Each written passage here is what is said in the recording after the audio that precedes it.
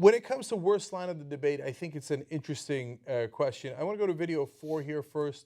As usual, I will introduce one of the candidates as a moderator line. Here's a question from Jose Diaz-Balart.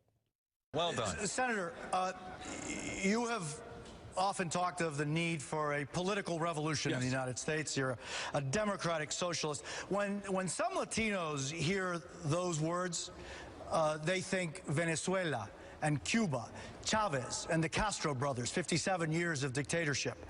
Talk to the people who escaped those regimes today and hear you use those words and wonder exactly what you have in mind. Okay, so the framing on this is you're a socialist just like Castro brothers and Venezuela. So explain why you're not the same as 57 years of dictatorship. Yeah. Okay, when was a Republican ever asked, explain to me why you're not the same as a dictator? Yeah.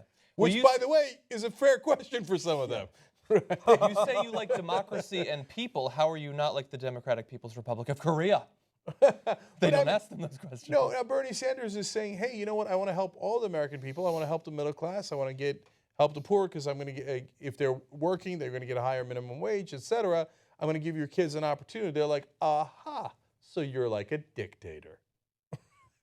Whereas Trump says, like borderline fascist, if not way over the borderline, and they never ask him that question. What would be great for the Trump question would be like, or any of them, you know, we all know World War II happened, and there were the Nuremberg trials, and how would you defend yourself if you were ever put on trial after your administration when you've plainly pledged to commit war crimes right here while you're running? Yeah. What's your defense going to be? Yeah.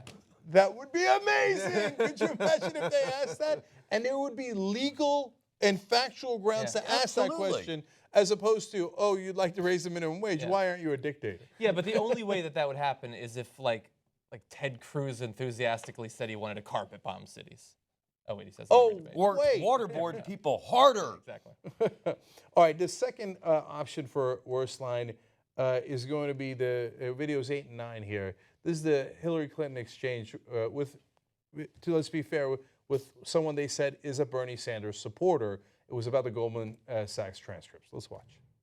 Secretary Clinton, as a realtor here in Nevada, I know personally how important the economy and the housing market is to the stability of our great nation. As the Democratic presidential candidate who has delivered speeches to the largest U.S. financial institution in exchange for hundreds of thousands of dollars in speaking fees, why are you hesitant to release transcripts or audio-video recordings of those meetings in order to be transparent with the American people regarding the promises and assurances that you have made to the big banks? Well, let me say this. I am happy to release anything I have when everybody else does the same, because every other candidate in this race has given speeches to private groups, including Senator Sanders. But let me get to the heart of your question. I was the candidate who went to Wall Street before the crash. I was the candidate who went to them and said, you are wrecking our economy. What you are doing with mortgages is going to bring us down. I called to end the carried interest loophole for hedge fund managers. I called to rein in CEO pay. I now have the most effective and comprehensive plan to deal with the threats that Wall Street poses. And I go further than Senator Sanders does, because I want to go after all the other bad actors. The bad actors like hedge funds, the bad actors like AIG, the insurance company, like Countrywide Mortgage. I take a backseat to nobody in being very clear about what I will do to make sure Wall Street never crashes Main Street again. And that you can count on. Yeah, I've got that in the worst line category for a number of reasons. Trying to convince people that you're tougher on Wall Street than Bernie Sanders. Okay, no one believes you. Oh, he doesn't want to go after hedge funds and AIG? Of course he does. Okay, don't be ridiculous. The whole thing, I went to Wall Street and I told them to cut it out, right? You are wrecking the economy. Well, great opportunity here, because the guy asked you the question on releasing your transcripts when you made speeches to Wall Street. So if you said that to Wall Street and you release the transcripts, perfect. It's a golden opportunity for you. Say, here it is. Here is my speech in 2005 when I said, you are wrecking the economy. There is no such speech. That's why you're not going to release the transcripts. Yeah. And then to say, well, if every single candidate releases them. Wait, why are we talking about the Republicans? We're in a Democratic primary. There's one other candidate. Yeah, and Bernie will release him. It's not even close to a question. The reason she brings the Republicans is because she doesn't want to release them, and she knows they won't. Exactly. But it totally plays what Brian was talking about earlier. I mean, notice, what does she do to defend herself? I dealt with the carried interest loophole. Okay, 99.98% of Americans like, what the fuck is that? And what is the carried interest loophole? Yeah, so there's that argument, and then there's the argument that you're right. It's to say that you're going to go further than Bernie, it's just not going to work. I think that what a better answer, and this is why her campaign sucks in this way. I was a senator in New York.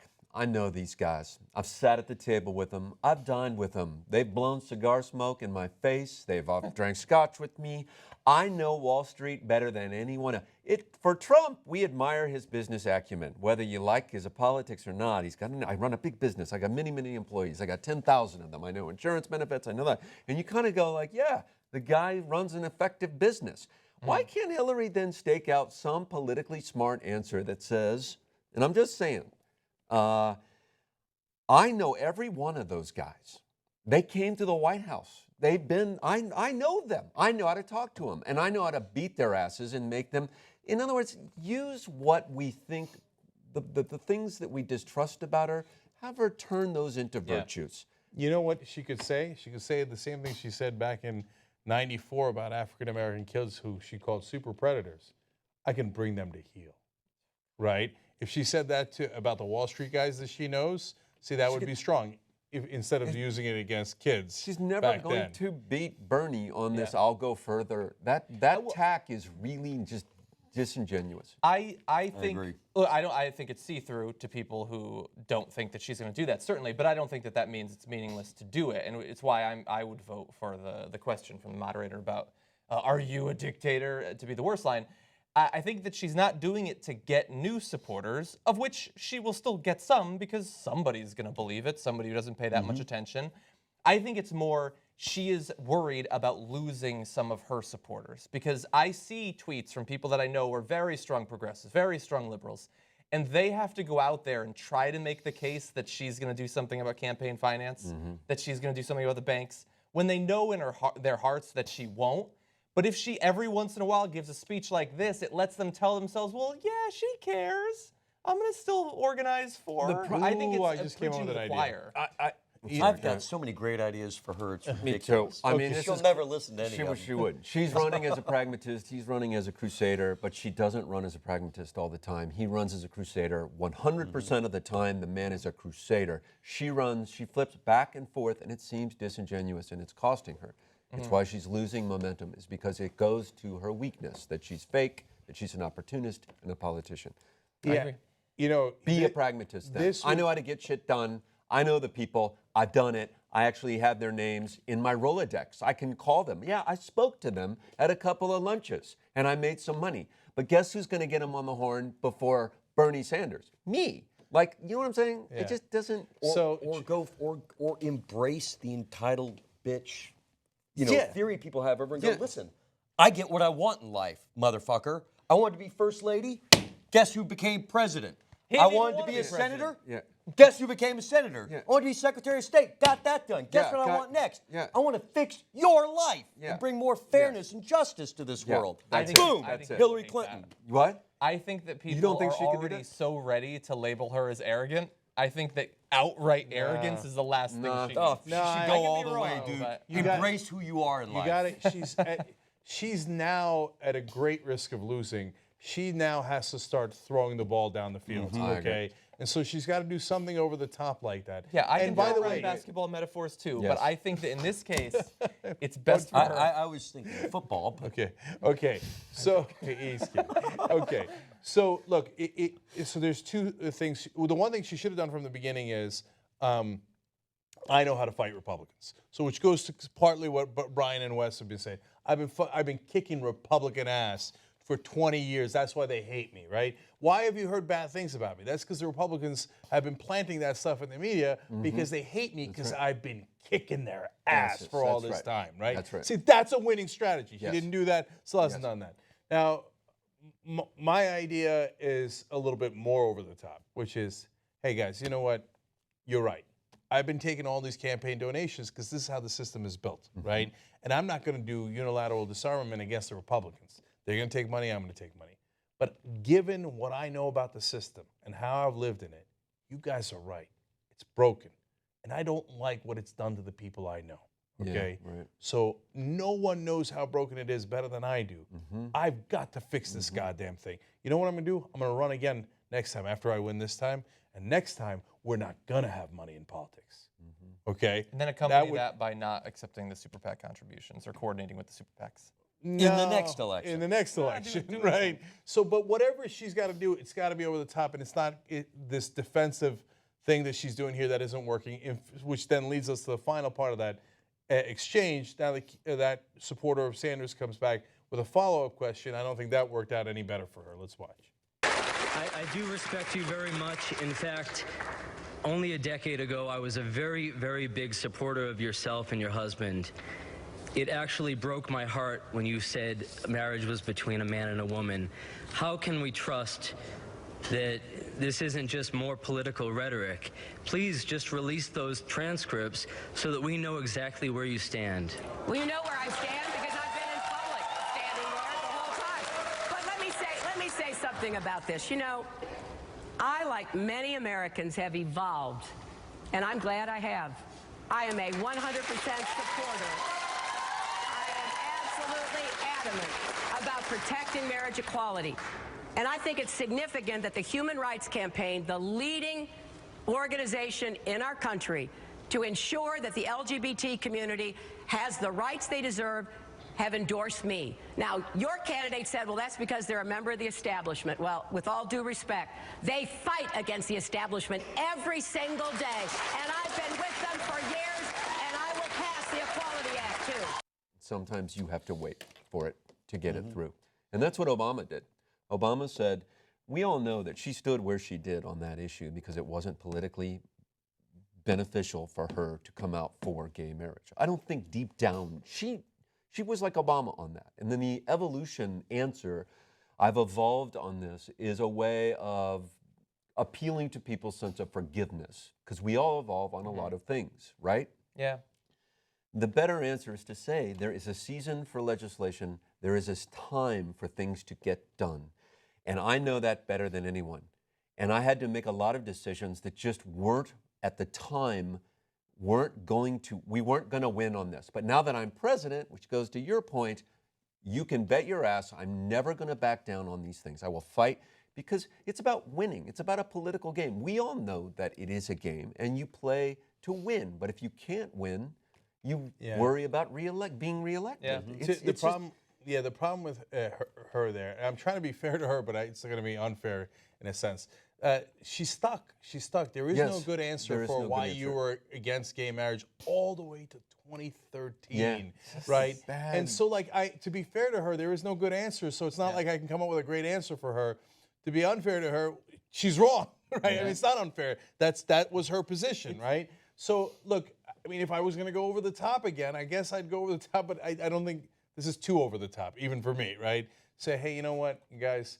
I wanted to get gay rights as effectively as we possibly could, and we had to take it step by step. That's the answer. Right? You think that if Bill Clinton and I, when we did Don't Ask, Don't Tell, weren't for gay rights? Of course we were for gay rights, right? But that's what we can could get past the Republicans. That's right. And you know what I did to the Republicans? I lied to them. I pretended that I was for against some gay rights, when in reality, I was always for gay rights. Guilty as charged, okay? And guess what? We got all of those gay rights because we played a winning strategy. That's okay? right. So I convinced myself that it's not too over the top. That is what she did. I think that's a great answer. Great answer. It's a long game. Politics is a long game. I know it. I've been doing it for a long time. It's been a lifelong pursuit, and sometimes you have to take some hits. But once you're president, Yeah. Yeah. So instead, her answer is, "I evolved," which means nothing. Right, it's a We terrible advise answer. politicians to say that on a number of issues, but there's a couple reasons it sucks specifically for this one. One, you said it was the 50s. I mean, we're talking about 2013. I just did the research. Ellen's talk show had been on for 10 years at that point. Like that's really recent, which makes it you can't just say that you evolved. And then it's not It's also you like evolved evolving on abortion too. To me, like these are deep. These are core values. Like you know in your You don't gut evolve on whether them. this person is I a just don't human think who you do. deserves human dignity or Unless not. you have a religious conversion. Yeah, maybe. We're not talking about like what didn't. sort of aircraft we should use or like a cap on like should it be this many refugees or should it be 1,000 more? We're talking about a core issue, and that's why I don't think that people. And but John's- you didn't evolve on that. And John's right. It's too recent. I've evolved on some gay rights issues from 1992, right? Not from 2013. Yeah. Back when I was 22 and trying to figure out where I am in the world and what makes sense and what doesn't make sense. 2013, when at that point she was 66 years old. And it You also, don't like, evolve from 66 to 69. It's not what happens. So it's this- political expediency. Exactly. And the Supreme Court legalized same-sex marriage. It kind of feels like it's been since 2013. Like it's already getting into where like, man, was she after the Supreme Court? Like that's how recent it was. Yeah. I know that it wasn't. And then to say those DC groups that are, in this case, fighting for LGBT rights, again, not voting with their members, but just deciding the leadership going, yeah, the Clintons have funneled a lot of money to us. Yes, we endorse you. It's not that convincing if you know any of the facts. And our organization has the exact same initials as the candidate. That's true. And those HRC and problems- HRC. And that answer, again, it just highlights her weakness, which is deception, not being authentic, lying. It just, she is doing herself damage by not coming clean on these answers and being more of the pragmatist, which she purports to be.